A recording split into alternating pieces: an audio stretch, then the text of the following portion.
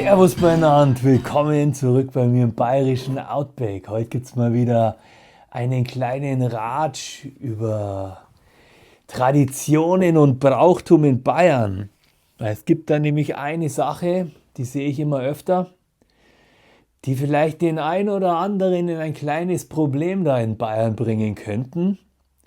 Und da erzähle ich euch mal den Hintergrund, warum man das nicht macht. Und zwar geht es um das Abstellen vom Bier, nachdem man angestoßen hat. Das ist nämlich eigentlich eine Beleidigung. Also nix Prost und dann muss man erden, um Gottes Willen. Ihr müsst auf gar keinen Fall euer Bier erden.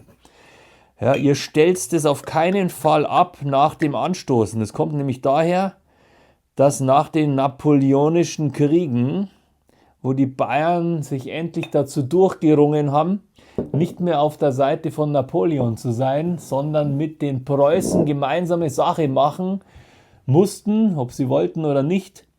Und dann saßen die zusammen am Tisch und dann hat man natürlich miteinander anstoßen müssen. Und um der Situation so ein bisschen auseinanderzugehen, dass man gesagt hat, na, mit den Preußen, da stoßen wir nicht an, haben sie angestoßen und dann haben sie quasi das Anstoßen wieder neutralisiert, indem sie ihren Krug auf den Tisch gestellt haben und dann haben sie erst getrunken. So ein eiskalter Egidius vom Wildbräu. Keine Werbung, ihr wisst ja, das ist das beste Bier der Welt, laut mir. Dann schiebe ich jetzt noch schnell was Kleines, Geschichtliches dahinter. Die Preußen gegen die Bayern. Das ist ein ewiger Zwiespalt, das wisst ihr ja. Die Ausgangslage jetzt war halt Preußen, norddeutsch, protestantisch, militärisch geprägt und Bayern, süddeutsch, katholisch und stark. Und vor allem eigenständig. Beide hatten lange unterschiedliche politische und kulturelle Interessen. So wie es heute auch noch ist. 18. Jahrhundert, Rivalität.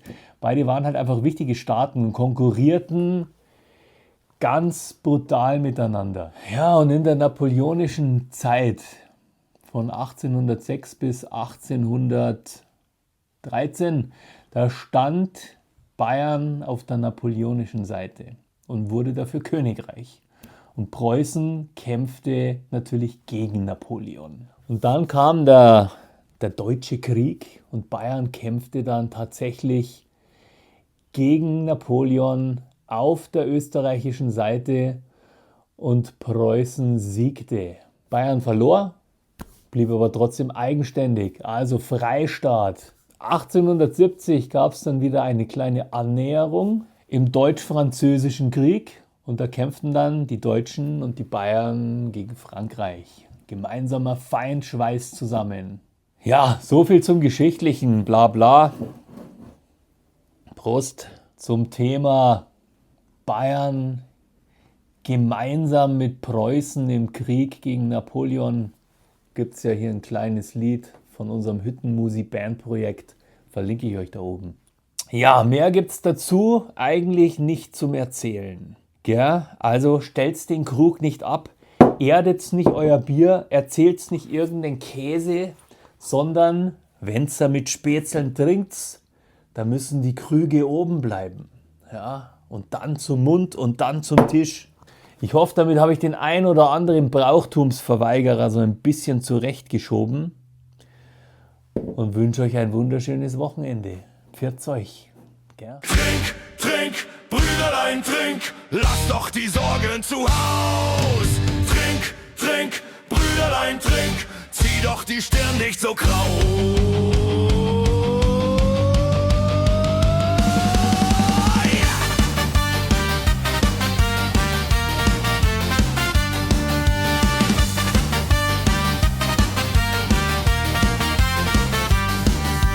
Jampa, der König, verliebter Tor, die Sehnsucht Flandrine, sie führt ihn vor. Kein Blick, kein Kuss, nur kühle Distanz, groß sein Verlangen, doch ohne Chance. Nächte gefüllt voll Sehnsucht und Lust, sein Herz brennt allein, sinnlicher Durst. Trink, bis jede Furcht verfliegt, bis das Meer Schluck die Zeit verliert, bis das Dirndl gamsig wird.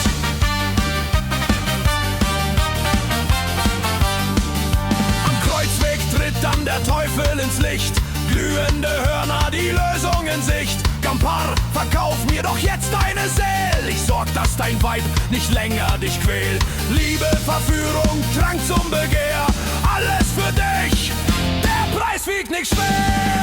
Hier schau, Gerste, Hopfen und Wasser gerührt, ein goldner Sud, der Magd und Dirndl verführt. Sie taumelt berauscht vom goldenen Glanz, ein direkter Griff, kein heimlicher Tanz. Der Sud erweckt das Feuer in ihr, der Trank entfacht Verlangen und Gier. Trink, bis jede Furcht verfliegt, bis das Mädel sich vergnügt, Schluck für Schluck die Zeit verliert, bis das Dirndl gamsig wird.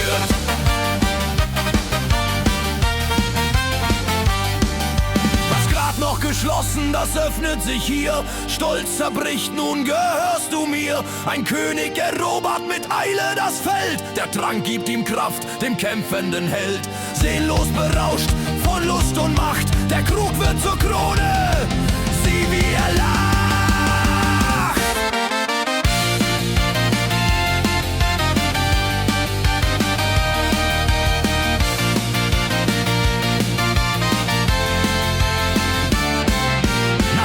Dem einstigen Ehrenmann ist Gambrinus nun mit Verführen dran. Frauen folgen, der Rausch ist sein Reich, jede Nacht ein Spiel, doch sind sie ihm gleich. Wer den goldenen Trank in Händen hält, spürt die Macht, die über die Tugend fällt. Gambrinus lebt nun in jedem Krug, Lustgespiel in Lug oder Trug. Trink, bis jede Furcht verfliegt, bis das Mädel sich vergnügt, Schluck für Schluck die Zeit verliert und das Dirndl gamsig wird.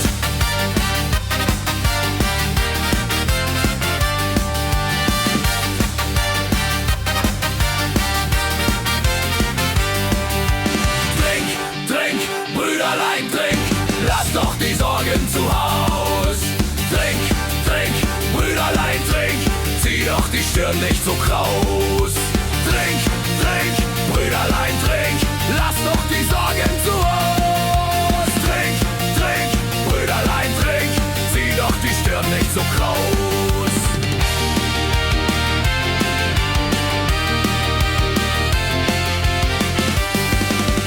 Trink, bis jede Furcht verfliegt, bis das Mädel sich vergnügt, Schluck für Schluck die Zeit verliert und das Dirndl gamsig wird.